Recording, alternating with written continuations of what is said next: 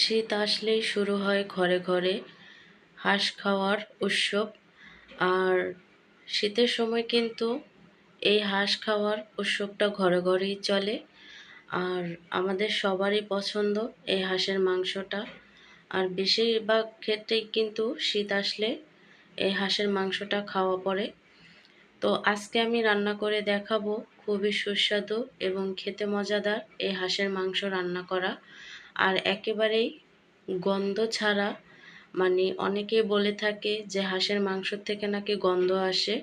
তো এই টিপস এবং এই টিপসটা ফলো করলে কিন্তু একেবারেই গন্ধবিহীন হাঁস রান্না করা যাবে।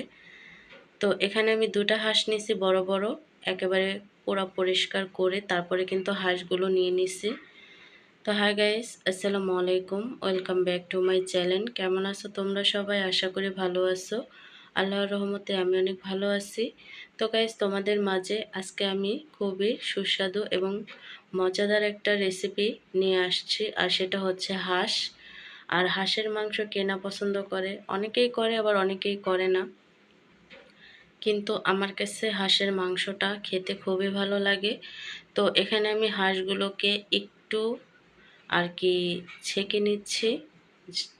আর আগুনে একটু ছেঁকে নিলে খুব ভালো হয়। তো ছেঁকার পরে কিন্তু দেখো এখানে আমি হাঁসগুলোকে খুব ভালো করে কেটে নিচ্ছি। কেটে তারপরে কিন্তু পরিষ্কার করে ধুয়ে নিচ্ছি। আর এমন হাঁসের মাংস চামড়া সহকারে কাটলে কিন্তু খুবই ভালো হয়, আর খেতেও কিন্তু খুব ভালো লাগে চামড়া সহকারে। তো খুব ভালো করে আমি পরিষ্কার করে নিচ্ছি হাঁসের মাংসগুলোকে। তারপরে কিন্তু আমি হাঁসের মাংসগুলোকে রান্না করে নেব। আর হাঁসের মাংস রান্না করার জন্য এখানে আমি সব রকমের মশলা নিয়ে নিছি, দেখতেই পাচ্ছ। সব রকমের মশলা আছে, এখানে আছে কাঁচা মশলা বাটা, কাঁচামরিচ বাটা, শুকনো মরিচ বাটা, আর এটা হচ্ছে জিরা বাটা, আর এটা পেঁয়াজ বাটা। আর এখানে আমি শুকনো যে মশলাগুলো আছে সেগুলো নিয়ে নিছি। তো এই মশলাগুলো কিন্তু অবশ্যই লাগবে। তো এখানে আমি শুকনা মশলাগুলো নিয়ে নিচ্ছি। আমি হলুদ ব্যবহার করব না, আমি শুধু মরিচের উপরে রান্না করব, টেস্ট মতো লবণ। আর এখানে আমি নিয়ে নিচ্ছি নারকেল বাটা, আর এখানে নিচ্ছি পেঁয়াজ কুচি, আর এখানে নিয়ে নিচ্ছি আদা রসুন বাটা, আর এখানে নিচ্ছি টক দই। তো এখন আমি একটু ম্যারিনেট করে নেব। কাঁচামরিচ দিয়ে দিছি, আর দিয়ে দিছি পেঁয়াজ বাটা, আর দিয়ে দেব টক দই। দিয়ে তারপরে কিন্তু আমি একটু ম্যারিনেট করে 5 মিনিটের জন্য রেস্টে রেখে দেব। তো দেখো 3টি উপকরণ এখানে আমি দিয়ে দিছি। দেওয়ার পরে কিন্তু আমি ম্যারিনেট করে নেব। আর ম্যারিনেট করে কিন্তু আমি 5 মিনিটের জন্য রেস্টে রেখে দেব। আর এভাবে করে কিন্তু খুব ভালো করে মাংসগুলোকে মিক্স করে তারপরে কিন্তু আমি ম্যারিনেট করে নেব।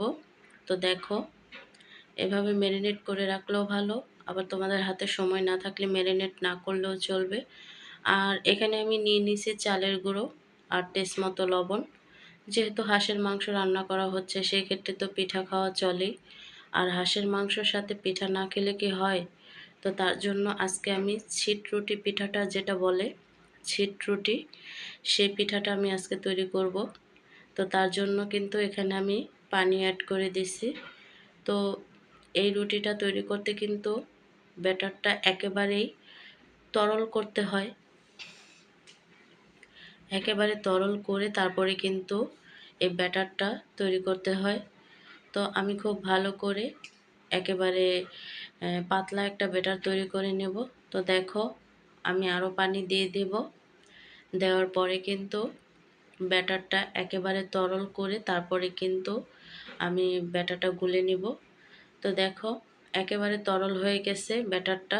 এভাবে করেই কিন্তু এমনভাবে ব্যাটারটা তৈরি করতে হবে। তারপরে কিন্তু আমি 5 মিনিটের জন্য রেস্টে রেখে দেব। আর এখানে আমি হাঁসের মাংসটা রান্না করার জন্য চলে আসছি। দিয়ে দিছি সামান্য তেল। আর হাঁসের মাংসতে তেলটা একটু কম দিলেই ভালো হয়, যেহেতু হাঁসে অনেক তেল থাকে, তার জন্য কিন্তু আমি একটু তেলটা কমই দিছি। তো সব রকমের মশলাগুলোকে হালকা একটু ভেজে নেব, বেশি না। ভেজে নিলে সুন্দর একটা ফ্লেভার বের হয়। আর এখানে আমি পেঁয়াজ কুচি দিয়ে দিছি। পেঁয়াজটাকে আমি একেবারে লাল করে তারপরে কিন্তু ভেজে নেব। তো দেখো একেবারে লাল করে কিন্তু পেঁয়াজটা ভাজা হয়ে গেছে। এই পর্যায়ে আমি আদা রসুন অ্যাড করে দিছি, আর আদা রসুনটাকে একটু ভেজে নিচ্ছি। তো তার সাথে একটু পানি অ্যাড করে দিচ্ছি মশলা কষানোর জন্য। এখানে আমি শুকনো উপকরণগুলো দিয়ে দিছি।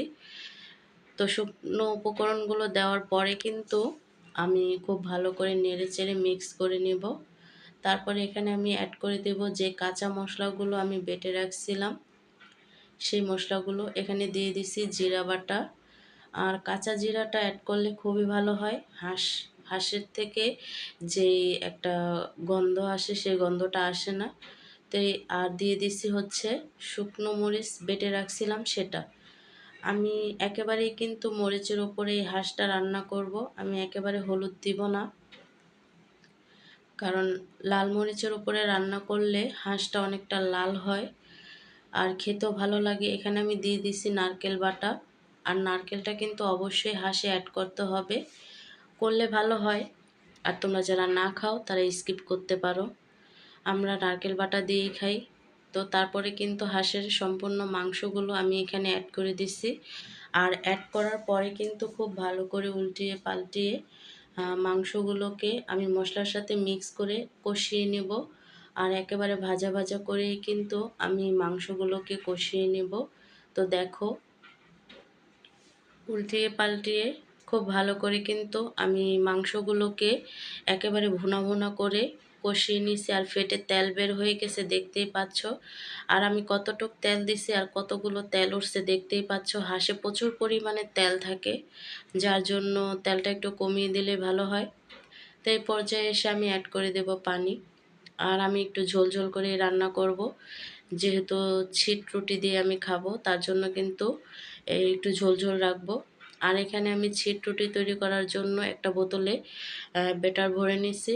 নেওয়ার পরে কিন্তু এভাবে ঘুরিয়ে ঘুরিয়ে তারপরে কিন্তু রুটিটা আমি তৈরি করে নিচ্ছি।